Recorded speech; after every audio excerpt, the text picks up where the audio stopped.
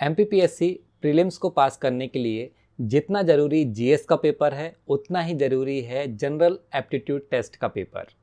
क्योंकि यदि अगर आप जनरल एप्टीट्यूड टेस्ट के पेपर में क्वालिफाइड होंगे तभी तो आप कट ऑफ क्लियर कर पाएंगे।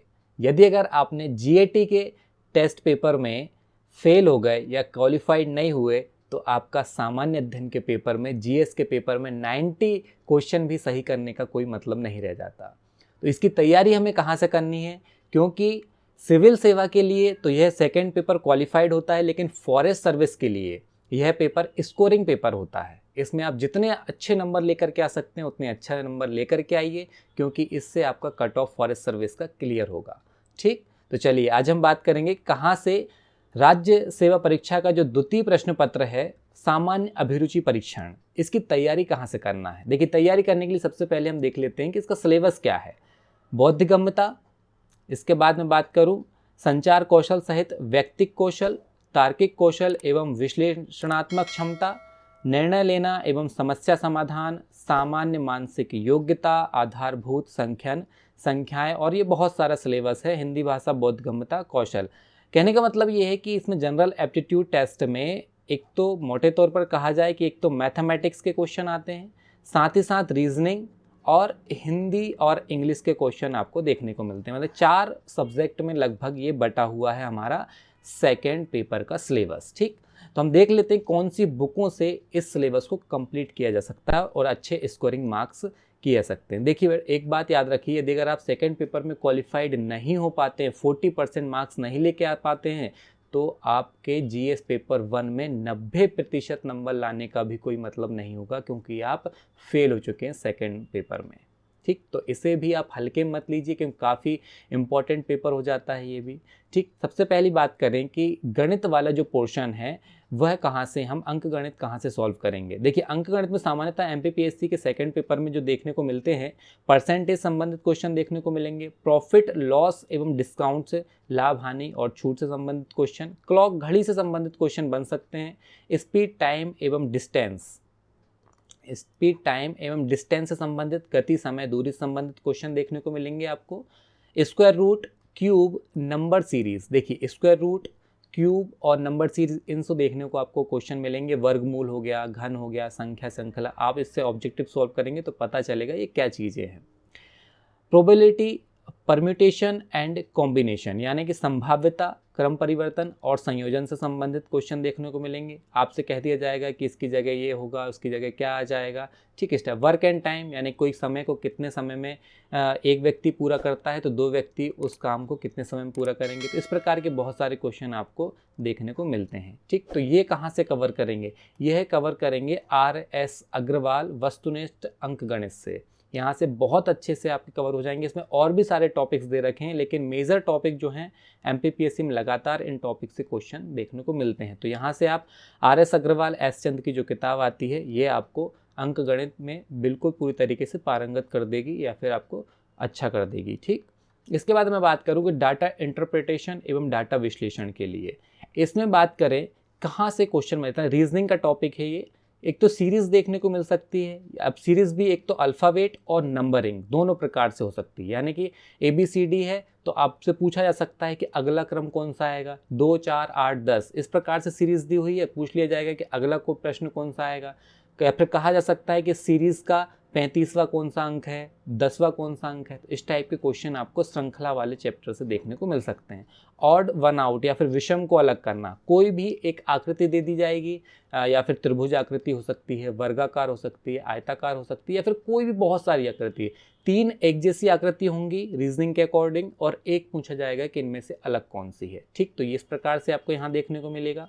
इसके बाद बात करें कि तुलना एवं स्थिति, कंपैरिजन एंड पोजीशन। तुलना एवं स्थिति आपसे पूछा जा सकता है कि A की हाइट इतनी है, B की हाइट इतनी है और C की हाइट इतनी है। अब इनमें से सबसे छोटा कौन सा है, सबसे बड़ा कौन सा है, डेटा क्वेश्चन के अकॉर्डिंग मिल जाएगा आपको। ठीक, तो इस प्रकार से तुलनात्मक क्वेश्चन भी आपको देखने को मिलते हैं। पासा, डाइस, लूडो आप खेलते हैं तो पता होगा कि पासा किस प्रकार से क्वेश्चन बनेंगे उससे। ठीक, इसके बाद कोडिंग, यानी कूट से संबंधित क्वेश्चन बन सकते हैं। अब कूट कैसे?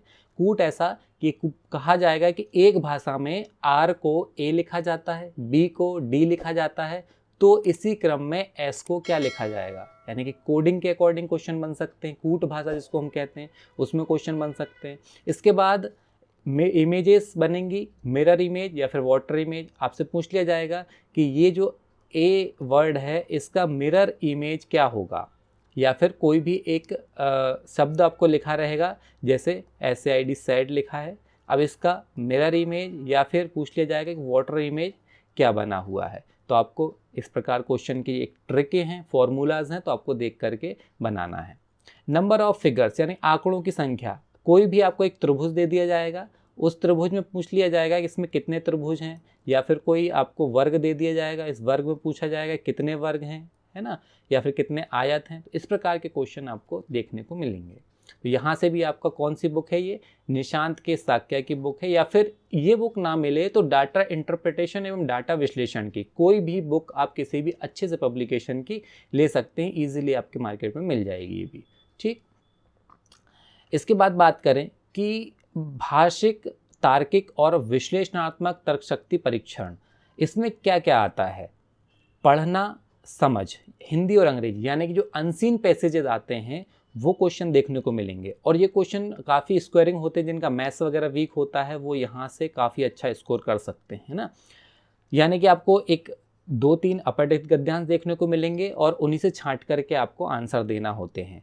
ठीक, इसका मतलब ये है कि देखना चाहते हैं कि आपको पढ़ने की कितनी समझ है। इसके बाद कथन अभिग्रहण, जैसे कोई कथन दिया गया है और उससे आपने क्या सीखा है। जैसे कहा जाए कि मिठाई बहुत मीठी है, क्यों मीठी है, क्या इसमें नमक डाल दिया गया है, या क्या इसमें शक्कर डाल दी गई, तो डेफिनेटली इसमें शक्कर डाली गई। तो इस प्रकार से कथन आपको देखने को मिलेंगे कि आपने जो कथन दिया हुआ स्टेटमेंट, उस स्टेटमेंट से क्या समझा है। कथन और तर्क से संबंधित क्वेश्चन देखने को मिलेंगे। अब इसमें कहा जा सकता है जैसे कि यदि अगर आप पढ़ाई करोगे तो सफल होगे, यदि पढ़ाई नहीं करोगे तो असफल होगे। तो इस प्रकार से तर्कात्मक क्वेश्चन भी आपसे पूछे जा सकते हैं। कथन और निष्कर्ष की मैं बात करूं तो निष्कर्ष भी इस टाइप का हो सकता है कि जैसे कोई चीज़ है, कोई क्वेश्चन है दिया रहा है कि भारत सरकार ने स्वास्थ्य पर 10 लाख करोड़ रुपए खर्च किए, तो क्या इससे स्वास्थ्य सुधार होगा, स्वास्थ्य सुधार नहीं होगा, ये एक अच्छा कदम है। तो इस प्रकार से आप निष्कर्षात्मक यानी कोई स्टेटमेंट का क्या निष्कर्ष निकालते हैं और सही निष्कर्ष क्या है।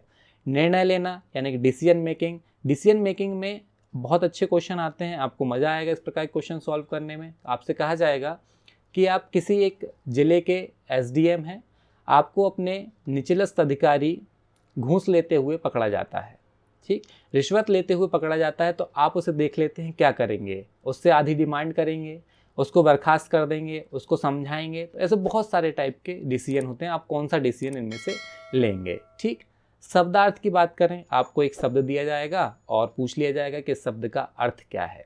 तो ये वाली जो बुक है RS अग्रवाल की, S चंद की भाषिक, तार्किक और विश्लेषणात्मक तर्क शक्ति परीक्षण, ये बुक ना मिले तो दूसरी बुक से भी कवर कर सकते हैं आप। ठीक, चलिए इसके बाद मैं बात करूं कि यदि अगर कोई ये तीनों बुक नहीं लेना चाहता, जैसे कि जो सिविल सर्विसेज की केवल तैयारी करना चाहते हैं, जो केवल SDM DM बनना चाहते हैं, जो फॉरेस्ट सर्विस में नहीं जाना चाहते, तो वो ये 3 बुक नहीं ले सकते हैं।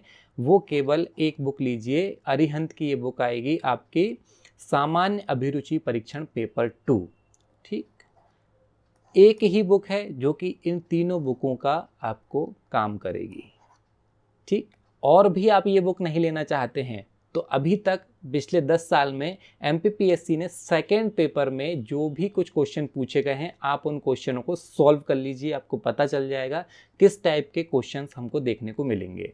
ठीक, तो जो सिविल सेवा की तैयारी कर रहे हैं केवल वो अरिहंत की बुक ले सकते हैं, और जो फॉरेस्ट सर्विस की भी तैयारी कर रहे हैं साथ में, वो इन 3 बुकों से अपनी तैयारी को ज़्यादा अच्छी मजबूत कर सकते हैं और MPPSC में अपना सिलेक्शन पक्का कर सकते हैं। ठीक, आई होप कि आपको बहुत अच्छे समझ में आ गया होगा, है ना, कि आपको कौन सी बुक सेकंड पेपर के लिए लेना है और सेकंड पेपर को हल्के में नहीं लेना है। ठीक, thank you, wish you all the best.